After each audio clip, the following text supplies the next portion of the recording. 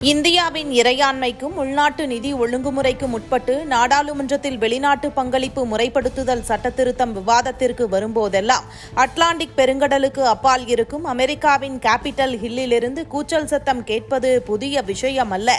சமீபத்தில் அமெரிக்க நாடாளுமன்ற உறுப்பினர் ரிலேமூர் இந்தியாவின் இந்த சட்டத்திருத்தம் கிறிஸ்தவர்களுக்கு எதிரான தாக்குதல் என்றும் இது இருதரப்பு உறவுகளை பாதிக்கும் என்றும் எச்சரிக்கும் பாணியில் பேசியிருப்பது அமெரிக்காவின் கதறலாகவே பார்க்கப்படுகிறது.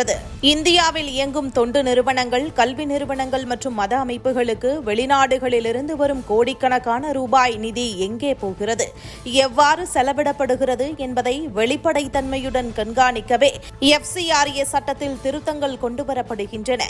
சட்டவிரோத பண பரிவர்த்தனைகள், மதமாற்ற நோக்கங்கள் மற்றும் தேசத்தின் உள்நாட்டு பாதுகாப்புக்கு அச்சுறுத்தலாக விளங்கும் வெளிநாட்டு தலையீடுகளை தடுப்பது எந்தவொரு இறையாண்மை கொண்ட நாட்டின் முதன்மை உரிமை. ஆனால் இந்திய அரசு தனது சொந்த நாட்டின் நிதி சட்டங்களை முறைப்படுத்தும் போது அமெரிக்காவின் அரசியல்வாதிகள் பதறுவதும் இருதரப்பு ராஜதந்திர உறவுகளை வைத்து பேசுவதும் அவர்களின் முகத்திரையை கிழித்திருக்கிறது. ஒரு நாட்டின் உள்நாட்டு விவகாரங்களிலும் சட்டமன்ற நடவடிக்கைகளிலும் தலையிட எந்தவொரு வெளிநாட்டுக்கும் உரிமை இல்லை என்பது சர்வதேச அடிப்படை விதி.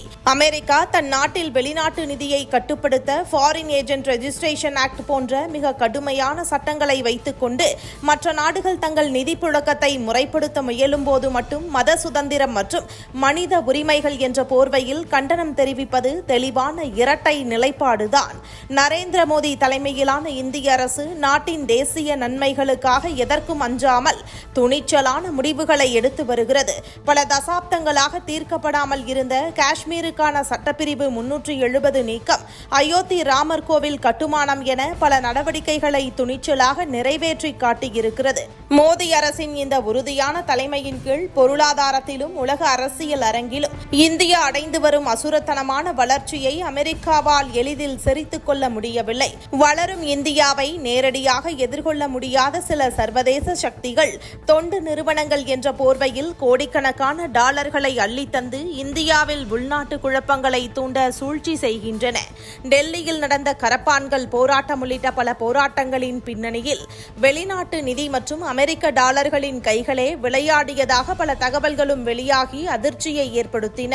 இந்தியா யாருடைய தயவிலும் இயங்கும் நாடல்ல. அமெரிக்காவின் கூச்சல்களுக்கும் மிரட்டல்களுக்கும் பணியாமல் தனது இறையாண்மையையும் தேசிய பாதுகாப்பையும் காப்பதில் மோடி அரசு உறுதியாக நிலைநிற்கும் என்பதே இந்த FCRA சட்ட திருத்தம் அமெரிக்காவிற்கு தரும் அழுத்தமான பதிலாகும்.